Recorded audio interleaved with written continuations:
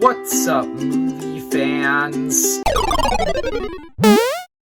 Guys, so today I am going to be talking about Ted Lasso. I'm gonna be real, this isn't really like a show that I think my target audience is even going to care about that much, but I wanted to talk about it because Ted Lasso is one of my favorite shows ever. It just had what is supposed to be its final season, season 3. A lot of people are saying that it's not going to be the final season, but I think it probably is based on the way it ended, and they've been saying a lot of stuff that implies that it's the final season. But Ted Lasso, season 3. So if you don't know, Ted Lasso is a show about an American football coach named Ted Lasso being hired to coach a normal football, like the soccer version of football, team. Even though Ted Lasso isn't great at being a football coach, he is in this show really good at just improving people's lives. That's kind of what this show is about. It's an ensemble series about Ted Lasso kind of improving the lives of everybody around him, as well as working through his own issues in the process. It's a great show. If you haven't seen it, watch it, because I'm going to be getting into spoilers in this video. Let's talk about Ted Lasso Season 3. I'm going to start with everything I liked about it, then everything I disliked, and then my final score. Starting with everything I liked, I just thought that Ted Lasso Season 3 was a good ending. This show really does, I think, do a great job at concluding the arcs of all of the main characters. And I just want to go through all of them because that's really what this show is about. It's about all of these characters. Starting off, let's just talk about Richmond in general, like the team Richmond, because I don't think I have a lot to say about each member of this team individually.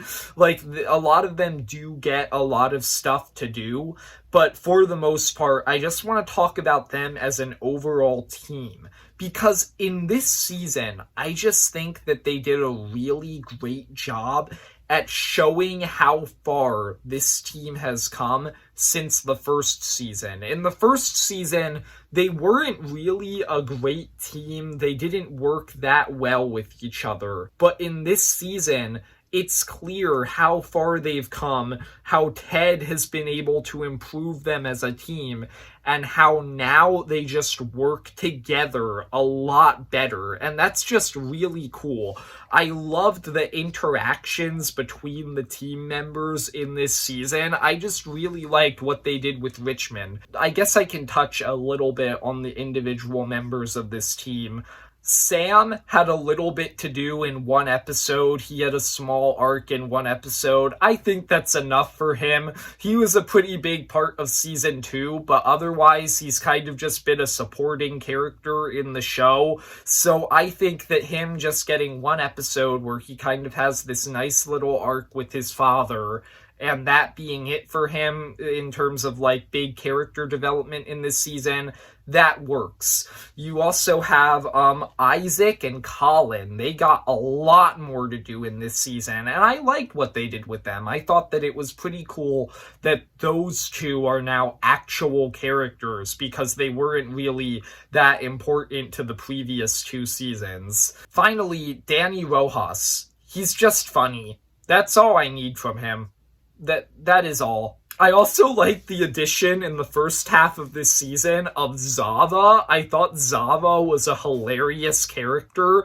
I get why they needed to kind of get rid of him halfway through the season, but I just thought that having him in the first half was really fun and really funny. Moving on from there, let's talk about Roy and Jamie, because even though Roy and Jamie are members of Richmond, I do need to talk about them individually, because they have always been main characters in this show. Starting with Jamie, I just thought it was cool in this season to see him working better with the entirety of Richmond. He's always been kind of this selfish and egotistical character, so it's just cool to see that Ted has improved his life over the course of this show, and that now he's working with other people better, and he's a much nicer person. Roy Kent is my favorite character in this entire show.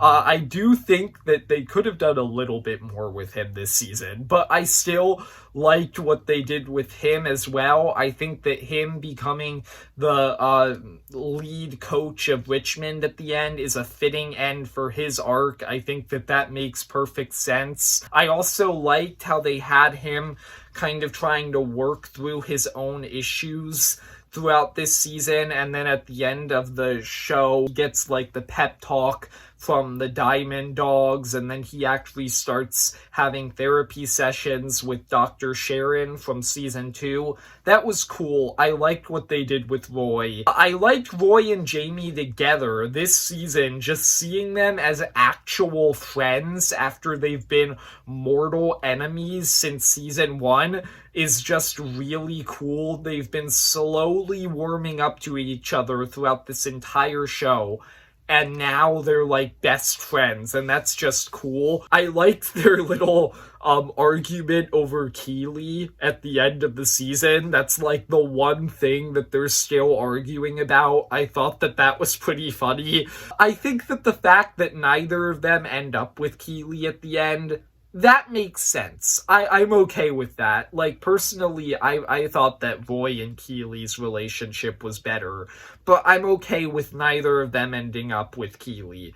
I liked what they did with Keeley for the most part this season. I had a few problems with her arc, which we'll get to later, but overall, I liked the fact that in this season, she's kind of now on her own, running her own PR firm. I just thought that that was cool. I liked how her like incredibly bubbly, happy personality contrasts with her co-workers, and how she kind of like befriends them, specifically the one named Barbara, over the course of the season.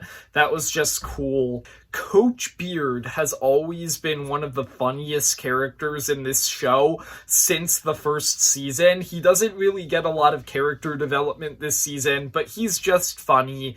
As always, that's all I really need from him. And I also liked how at the end of the show, he ends up falling in love with Jane and staying in the UK with her while Ted goes back to the US. I think that made sense. I liked that. Trent Krim being a part of the crew in this season, like the main group, was just really funny. I never really thought that I would ever like want to see Trent interacting with the main characters of this show more, but now that I got that, I'm happy because it was really funny. He just fit right in with the group perfectly. Now, let's talk about who are easily the 3 best characters this season. These next 3 characters are probably the 3 most important characters in this show, and I think that they were definitely the most interesting characters this season. So let's go through them, starting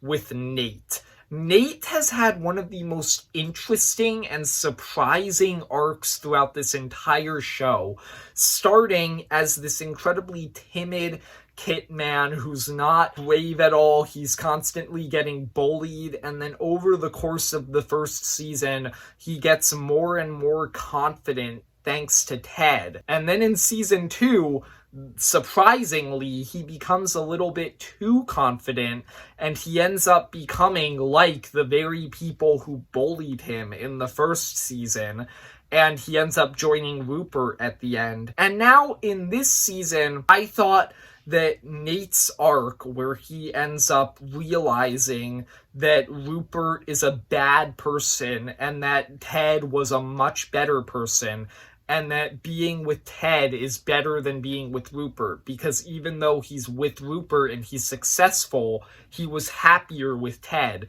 That's just a great arc. I loved his reconciliation with Ted at the end. It was very emotional. I liked what they did with Nate. Speaking of Rupert's downfall this season was just really cool. I kind of forgot to mention that, but just seeing him after he's been such a jerk throughout this entire show, ruin his entire life, that was just cool. And then we get to the two main characters of this show, starting with Rebecca. Rebecca has obviously been basically the second main character of this show ever since season 1. I thought that it was really cool how at the beginning of the show and throughout basically the whole thing, her entire motivation has been wanting to get back at Rupert. That's her motivation at first in this season, but as the season goes on, she realizes Rupert doesn't matter to her anymore, and she actually just legitimately cares about the team and football. That's just cool. I really liked the way that they ended Rebecca's arc. Finally, we have Ted.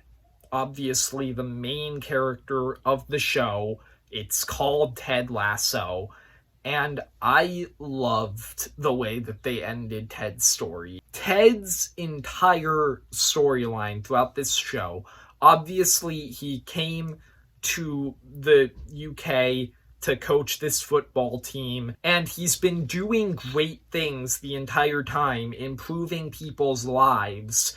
But they also establish very early on in this show and throughout a lot of the first, second, and third seasons, going to the UK and coaching this team is kind of him running away because his life has just kind of been falling apart. His marriage, his relationship with his son, he's kind of scared of what's going to happen between all of it. Throughout the whole show, he's been working out his issues. He's finally worked them out at this point. He's completed what he wanted to do. He's improved so many people's lives. So at the end of the show, he goes back to the US and he starts focusing on his relationship with his son. I really liked that. I thought that that was the perfect way to end his story. Now, that was everything that I liked about season 3 of Ted Lasso. Now getting into some of the things that I didn't like as much, I thought that this season was a lot less focused